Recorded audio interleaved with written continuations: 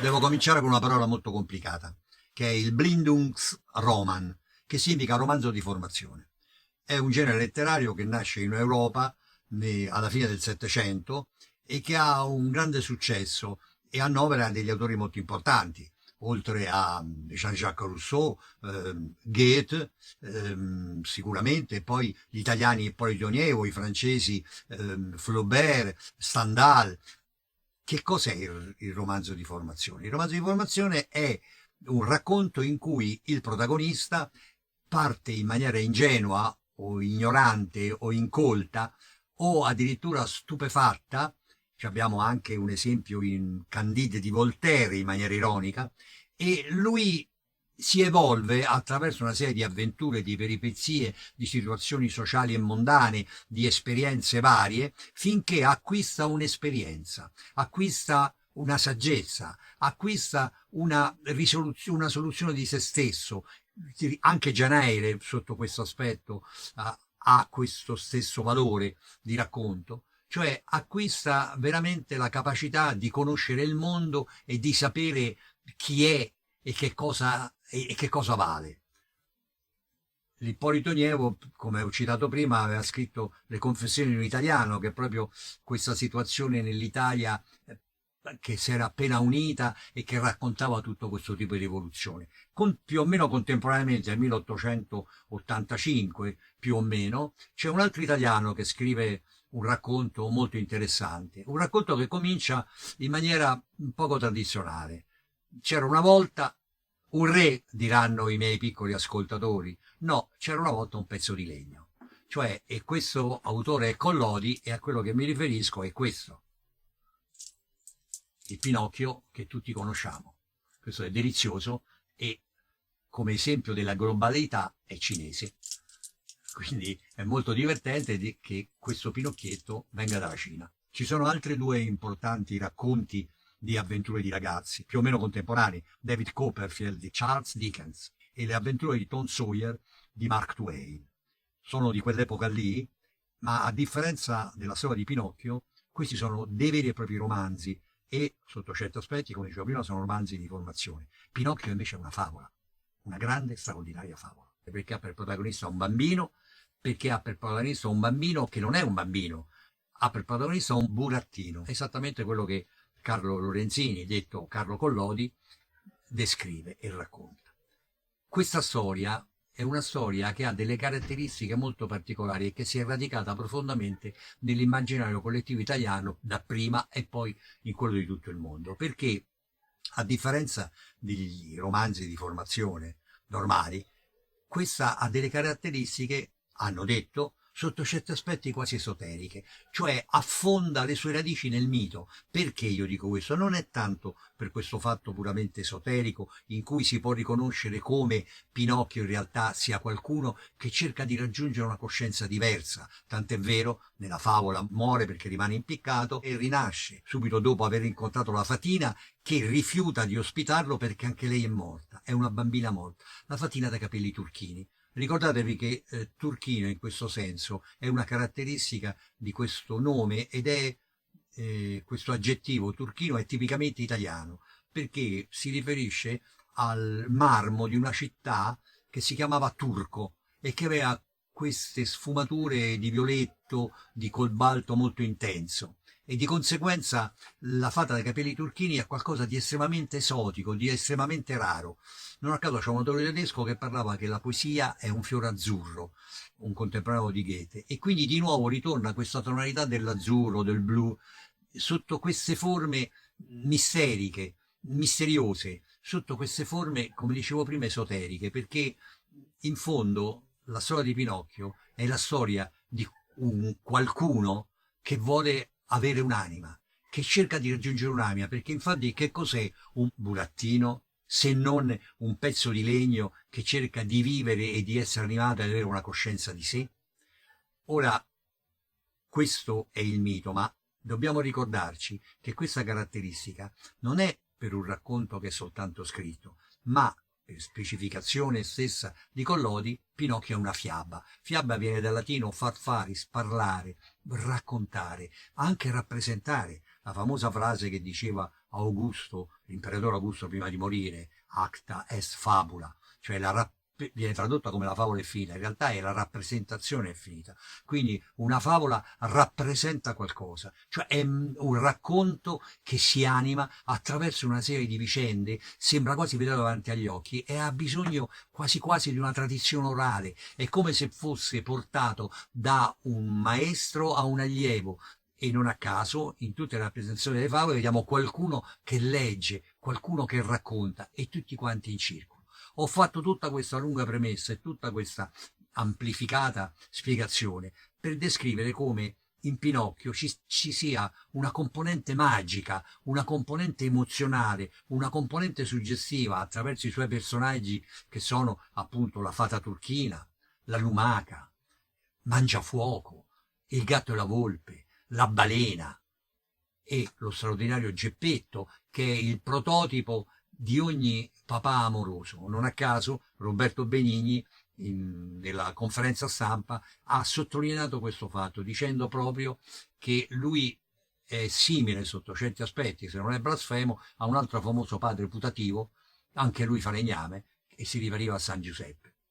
Non a caso una delle interpretazioni dell'esoterismo cristiano, addirittura una interpretazione con l'autorevole apporto del Cardinal Biffi, parla di una situazione estremamente cristiana all'interno del racconto. Ma come ho detto ci può essere quella puramente esoterica, addirittura c'è chi dice che Lorenzini, l'autore, fosse un massone che quindi racconta dalla parte più bella e più spirituale della massoneria proprio un'iniziazione. C'è chi ci trova all'interno un ascetismo cristiano.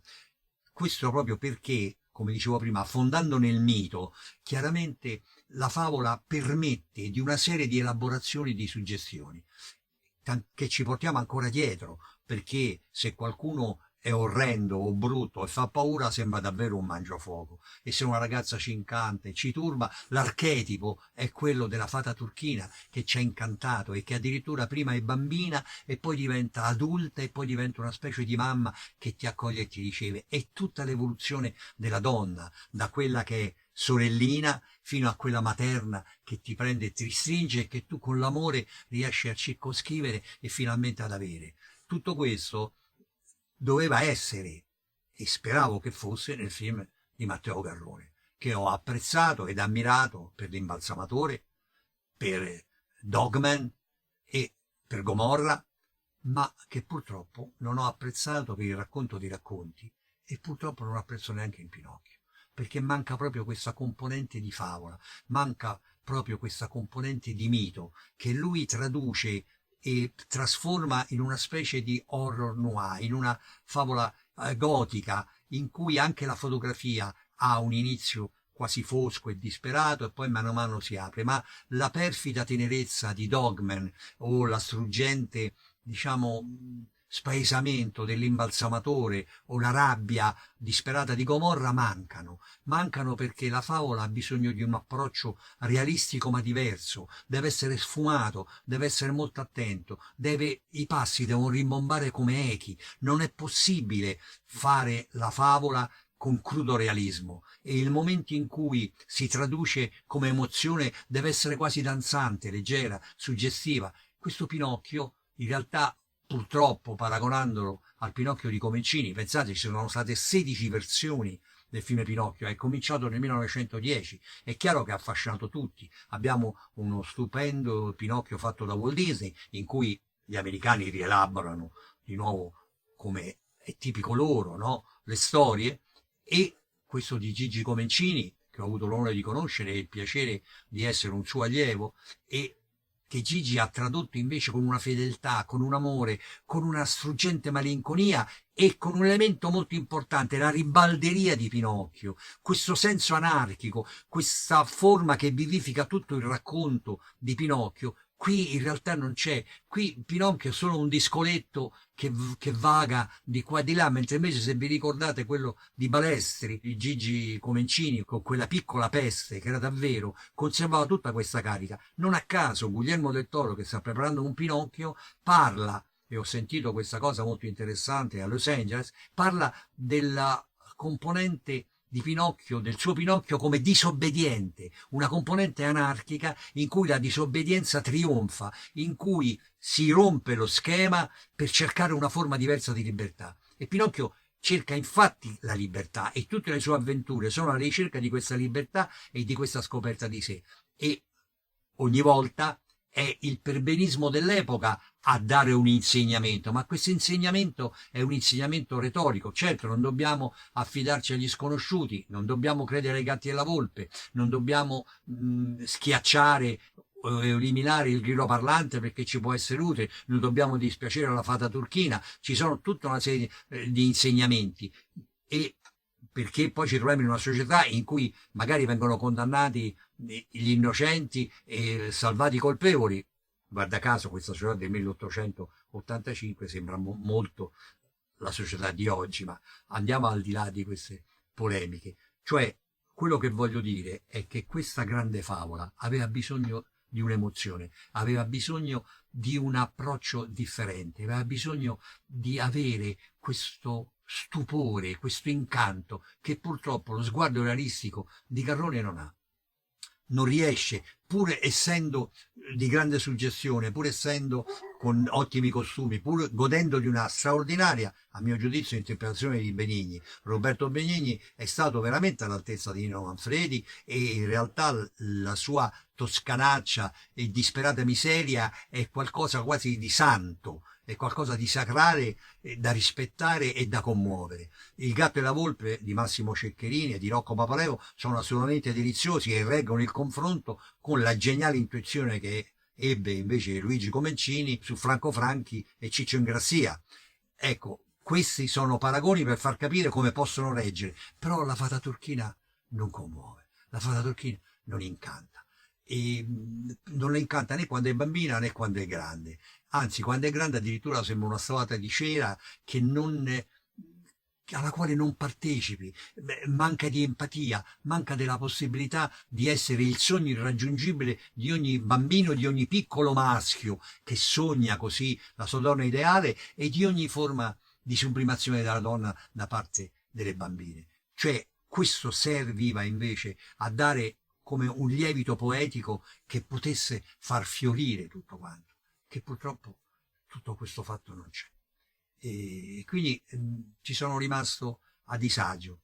E anche il trucco di Pinocchio, pur essendo un trucco estremamente raffinato, di grande creazione perché sono dei posticci molto particolari e devo dire fatti con estrema perizia, però non aiutano a dare espressività al bambino, in cui muove soltanto questi occhi e poi a lungo andare questo pezzo di legno. In realtà Pinocchio, scusatemi, sembra una matita appuntita per il naso, cioè non riesce a trasmettere la vivacità, la curiosità, l'allegria e soprattutto, diciamo, la rumorosa leggerezza e comicità di Pinocchio. Tra l'altro c'è una situazione che mi ricordo sempre, che Collodi scrive che Pinocchio è la storia di un burattino. In realtà Pinocchio è la storia di una marionetta. Come mi spiegò il Sor Cecco, che era un pupazzaro che stava a Vicolo del Piede e che noi da bambini andavamo a trovare perché lui voleva che gli portassimo le lampadine usate, le lampadine vecchie. E se gli portavamo queste lampadine, lui ci faceva danzare le marionette o burattini che riparava, perché in realtà i burattini sono quelli, come mi spiegò, in cui si mette la mano all'interno e si agitano. Lui riparava quelli del Gianicolo. E ancora oggi, sia a Roma sia al Gianicolo che a Via Borghese, ci sono i burattini con Pulcinella, il diavolo e le cose che di fronte ai bambini vengono mossi, mentre invece le marionette sono quelle che si muovono con i fili, c'è una croce sopra, i fili di refe che vanno giù e che muovono legati ai piedi, alle mani, al viso, addirittura per i più raffinati ai capelli, agli abiti. Muovendo questa croce i fili tirano, va bene? E quindi si hanno i movimenti e le articolazioni. E una delle cose che erano più care erano gli occhi, perché gli occhi delle marionette devono essere di vetro, mentre quelle dei burattini che prendono le botte, urtano e cose non possono essere di vetro, quelle delle marionette devono essere di vetro. E quelle veramente ricche hanno addirittura il volto di porcellana, quelle orientali addirittura, quelle giapponesi o quelle balinesi addirittura d'avorio, mentre invece queste nostre sono dipinte su legno con molta cura, con molta attenzione, e gli occhi sono due globi di vetro. Però quando i globi di vetro non si trovano, il Sor Checco ci metteva le vecchie lampadine, che sono concave e che quindi si disegnava sopra la pupilla e funzionava come occhi. Noi le portavamo e lui, per premio, ci muoveva queste cose, ci spiegava questa faccenda e ci raccontava la storia delle marionette. Si chiamano marionette perché verso l'anno 1000, durante una processione che si svolgeva a Venezia e in cui, credo in onore della Madonna, sfilavano 12 giovani vergini che erano le più belle della città e che credo che fossero delle ragazze povere che venivano rivestite dalle famiglie ricche per fargli trovare marito, che gli fornirono anche una dote. Durante questa processione arrivarono i pirati e rapirono queste 12 vergini. Il popolo si ribellò, inseguì i pirati, liberò le ragazze e da allora ci fu questa cerimonia in cui si ricordavano di queste ragazze. Si chiamavano le Marione. Ora però che cosa accade? Come sono tutte le cose del mondo, dopo un po' cominciarono le invidie: perché non scegliere mia figlia per fare la Mariona, e perché la mia famiglia ricca non può prendere quella invece di quell'altra. Alla fine la Repubblica di Venezia decise di togliere il problema eliminando le Marione fisiche, vere, e mettendoli dei grossi pupazzi che venivano rivestiti e venivano così, non c'erano concorrenze e non c'erano discussioni. A lungo andare, siccome queste Marione si dice che raccontavano che portavano fortuna, portavano bene, cominciarono a fare delle piccole marionette proprio, cioè delle piccole statuine di queste marione che venivano date come portafortuna.